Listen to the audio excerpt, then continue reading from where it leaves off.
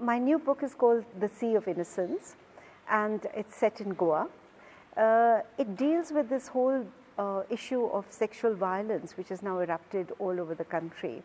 But I specifically set it in Goa because I wanted it in a cosmopolitan urban environment. I wanted to do a bit of myth busting because the popular impression is that cases of sexual violence, rape, gender discrimination often take place in India only in rural areas.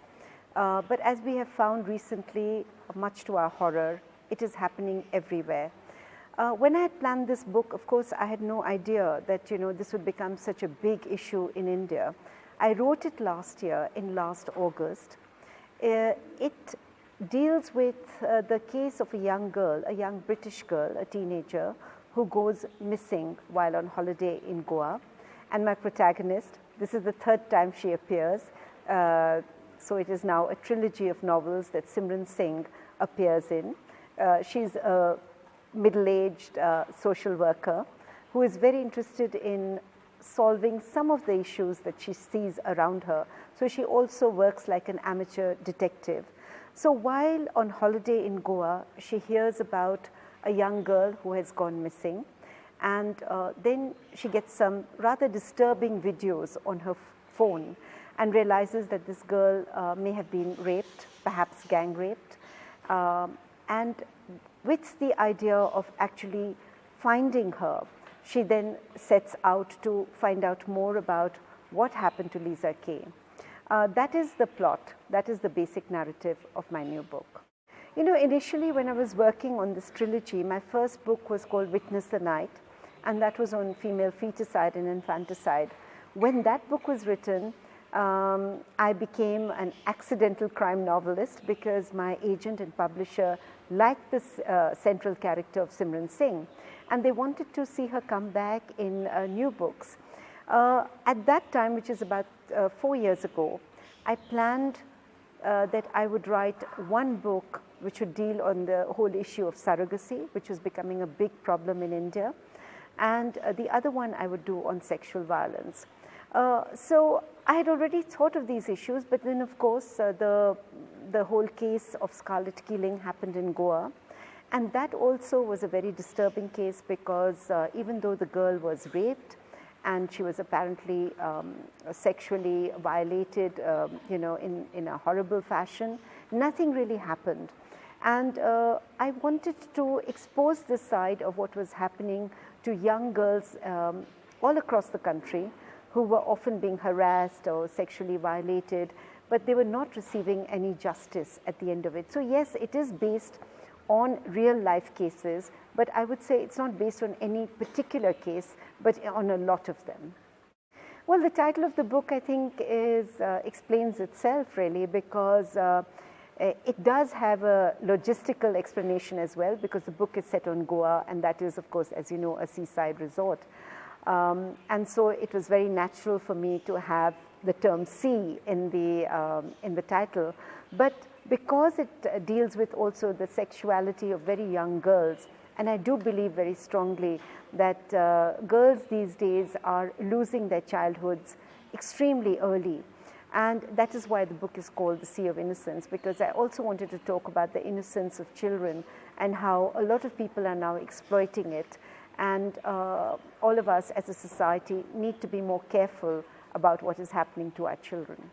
In all the three novels so far, she does solve the mystery. She solves these mysteries in her own way. So I wouldn't say that it is always the expected manner in which, in crime novels, that it all gets resolved. Like in many crime novels, you would find in the traditional crime novels, the bad guys go to jail, the good guys triumph. Yes, justice is delivered, but Simran Singh works in the real world. So justice is delivered, but in a slightly surprising fashion. I don't want to give it away, but I think you'll have to read the book to find out. Yes, certainly. I think there are some positive and some negative characters in the book. Since the book is plot driven, it is driven by the fact that a girl has gone missing. So naturally, Simran does encounter along the way people who are helpful to her, people who are not so helpful. Again, I don't want to give away too much of the plot, but I do want to say that many of the characters that she relies on and she begins to trust actually turn out to be not so trustworthy in the end, as often happens with many of us.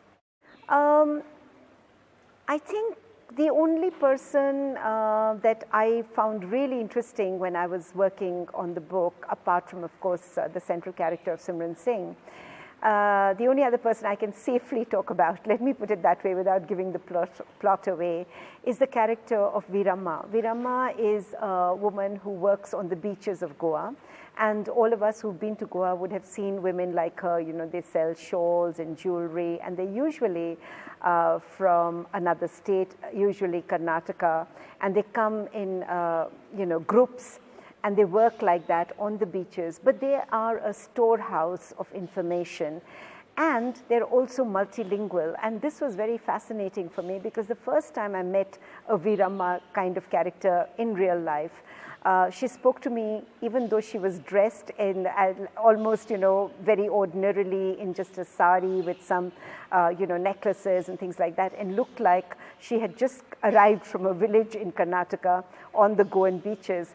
She actually spoke to me in perfect English. And that's the point I said, oh wow, this would be a very good character to put into the book. No, because she does appear in the book, not in the flesh and blood, but she appears in various videos which are sent to Simran Singh through an anonymous source. And these videos are actually sent to many other people in Goa as well, which is what is so disturbing. And again, I want to say that, you know, because I base my books very much on real life cases, base them on reality, on what is happening, I also realized while I was researching that this has become a pretty common phenomena of the recent rape cases which have been taking place in India, that quite horribly, often the rapists actually videotape the event, and they share it amongst themselves as an MMS, and they send it to each other, and it almost becomes like pornography.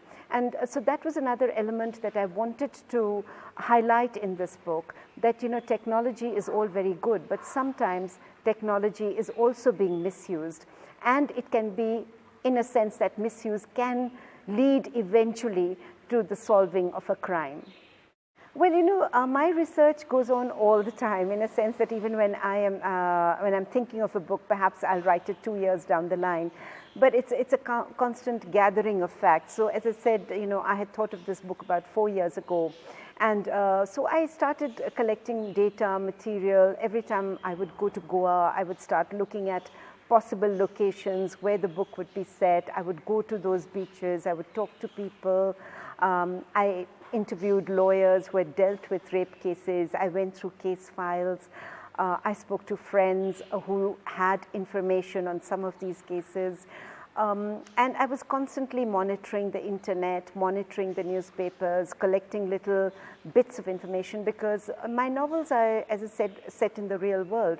So I often, even though it may not be directly related to the case, I quote other cases which are taking place in the time frame that Simran Singh is working on. So for example, even though I had finished writing the book last August in 2012, I was doing the final edit of the book in December, which is when the horrible case took place of Nirbhay in Delhi, where this young girl, a very aspirational young girl, was raped in a bus in Delhi. But I wanted this to be also part of the narrative, because my novel is dealing with the real world. So while Simran Singh is looking for this girl in Goa, the missing Lisa K, she hears, in the novel, she hears about this incident which has taken place in Delhi, and that also disturbs her, because then she realizes that all these incidents are actually interrelated.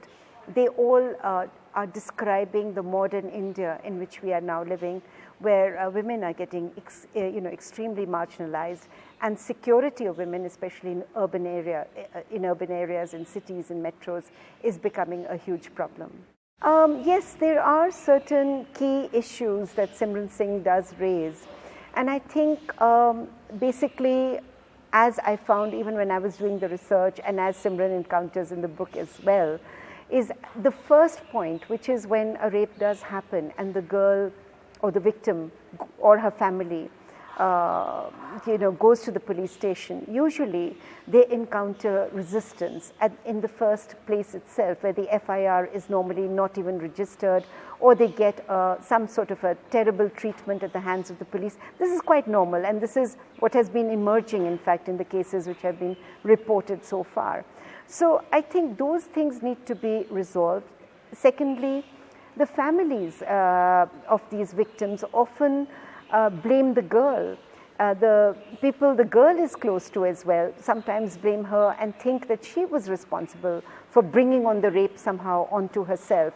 And these are also issues as a society that we need to re-look at and see that how can we make it a kinder and a more just place where the victim is not made to think that she is actually the criminal and the criminals get away with it. Similarly, the judicial system, that is another thing that Simran Singh also examines in the book. So I think there are very many examples in the book which come through in which solutions could be found for cases of sexual violence, but we need to have the will to do it. No, I think we've always had rape cases. That is quite correct. We've always had rape cases in India, and in fact, because we are a caste-based society, in the past the rapes have been happening very often in rural areas. They've gone unreported, and yes, there is a change now that these cases are being reported. But let's not forget that India is also becoming increasingly violent, and the cases which are being reported have a huge amount of brutality attached to them, and a lot of them are gang rapes, which are also related to the fact that there is now an imbalance between the number of women and the number of men in India, which has come out of the years of gendercide which we have seen in this country. So the situation today is very different to the situation that was there previously. There's also an increasing sexualization which is taking place of younger and younger girls. There is also a sense of the modernity, a clash between modernity and tradition which is taking place in India, which also needs to be considered. So I think there are a lot of things which are going on. It's a society in churn, and gender relations are one area which is getting increasingly impacted, and we need to take that much more seriously.